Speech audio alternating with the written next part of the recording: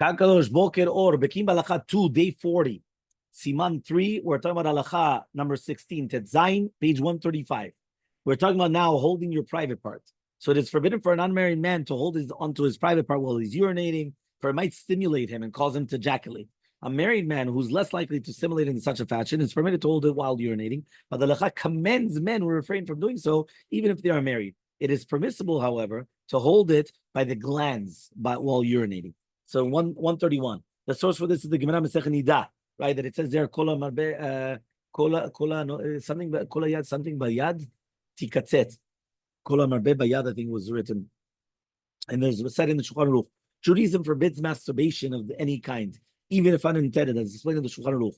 If a man is married, however, the Halacha assumes that slight simulation of the act of holding the private part will not rouse him sexually and will not result in his ejaculating. Even a married man may not ever handle unnecessarily, except for when he urinates. And even like for no reason. What's the purpose? Okay, so he says Achronim debated whether this leniency for someone married applies only when the man's wife is readily available, or if it applies also when she's an idah and when he's alone, far away from home. But of chidah, right, cited the Aguda ruling surgically in these cases, and this is the conclusion of the Kaf HaChaim Sofer and the Yosef. The Shemen HaMaor, right, debated whether leniency for married men applies only when they're home together with their wives, or it applies as long as they're in the same city. He did not come to a conclusion.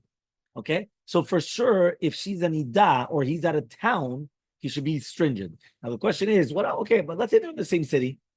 So there's no answer. That if the married man is standing in a place where it's possible that he might fall, he certainly may hold on to urinate. In such a situation, there's no chance that he will be aroused sexually, meaning that that's based upon the Gemara. The Gemara says that if a person was on top of a place and he's afraid to fall, he's not going to start fooling around. So because of that, he's allowed to hold on because he's not going to do such a thing. Okay? That was 131. Next, Halacha number 17.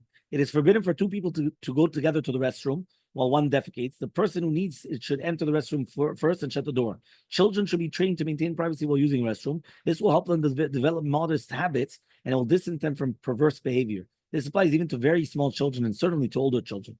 Okay? Next, health tips. When someone needs to defecate, he should not seat himself forcefully onto the toilet, nor should push himself too hard to force his stool out of his body. Meaning, don't push too hard to get it out. So he says, okay,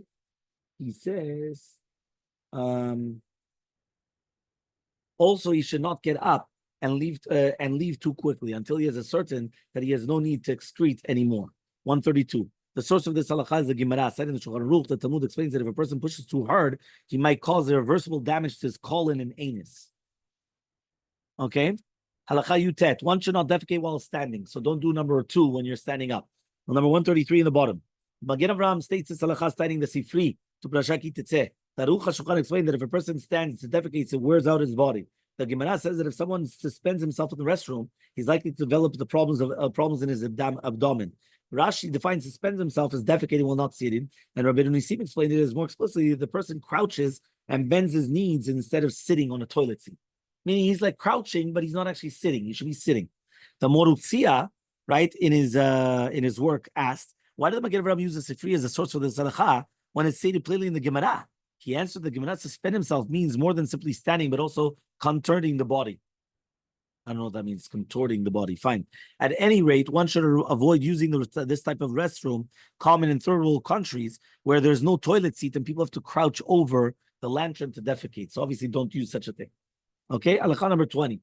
One must not speak while in the restroom, and this will be explained below, beginning with halakha number 26. Number 21, it is very important to wipe one's body clean completely after defecating. If even a trace of excrement remains on the person's rectum, it is forbidden for him to recite any prayer or words of Torah. Thus, people must consider this cleansing to be a top priority. The proper way to clean one's body is to use water, following the pasuk umitzoato lo ruchatz. He's not been rinsed from his excrement. The Ben Ish Chai commented that the practice was to come to what's right with paper without water is incorrect, for the body cannot be cleansed thoroughly without water. Those people who have been accustomed to use toilet paper must retrain themselves to use water, he insisted. This will enhance people's cleanliness and spiritual purity. This is especially important when someone remains seated for some time after defecating, since the excrement dries on his skin and it's impossible to clean it properly without water. That's why I don't know if you ever realized that in Israel, there's a very, very common thing that they have like a little tiny thing right beside the toilet it's like a water gun or whatever it is. That's in order to clean themselves. That's based upon this halakha. Okay? Although this was written more than a century ago, this remains true even today when we have a high-quality toilet paper. There's no substitute for cleaning with water. One should first wipe off the body with toilet paper and then clean the skin with water. This will leave the body clean and pure, fit to speak sacred words of Torah and prayers fulfilling the pasuk. All my body parts will come and praise Hashem, who can be compared to you. Okay, if there's no water available, one should make sure to wipe himself clean as possible with toilet paper. Although Maran ruled that one must wipe the body clean with any flammable material, the custom nowadays is to use paper. He shouldn't wipe the body clean with any flammable material. Nowadays, they use paper, and paper is obviously flammable. 134. All the Achronim, without exception, rule that one must use water to clean the body after defecating. This includes Ben Ishchai, Kavachim Sofer, Rod Zion, Manan Zion. Yosef wrote that if one is loath to use one's bare hands with water, one may use moistened toilet paper. If there's no water available, one must wipe the skin clean as well as possible with toilet paper, and then he just uses the water. Flammable material. Maran wrote in the Shulchan Aruch that if someone uses flammable material to wipe himself clean, after he might cause considerable damage to his anus. This is the Talmud's teaching regarding the Gemara on Shabbat that Kavachim wrote, right? That this is only something that catches fire without delay, but not to anything that can be damaged by fire. At any rate, in light of this halakha, right, an explanation necessary. So why are you allowed to use toilet paper then?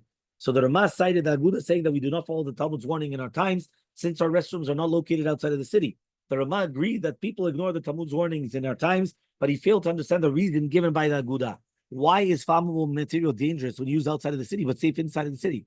For lack of a better answer, he suggested that since it has become such a widespread practice, Hashem will protect those Shomei P'tayim Hashem. He repeated that in his laws to the Shulchan Aruch. The Magen Avraham suggested that a more plausible explanation: when someone uses a flammable material, he becomes susceptible to the hex of evil magicians. Nowadays, since our restrooms are not outside of the city, we do not need to fear that a magician will cast a hex on us. Therefore, we may use flammable materials. The Kaf HaChaim Sofer concluded that since its basis of our license does not apply when someone uses a restroom outside in the field or forest, even if it's on the city outskirts, it's dangerous and people do not frequent the place. If the person is not alone, however, he does not need to fear even in the field. According to this, if someone is alone and use the restroom in the field, must not wipe himself clean with toilet paper. However, another element to explain why are we leaning to use toilet paper. He relied on the fact that magicians and hexes are no longer a threat in the modern world. If so, there's no use of paper in the world, even in the field. Have a wonderful day.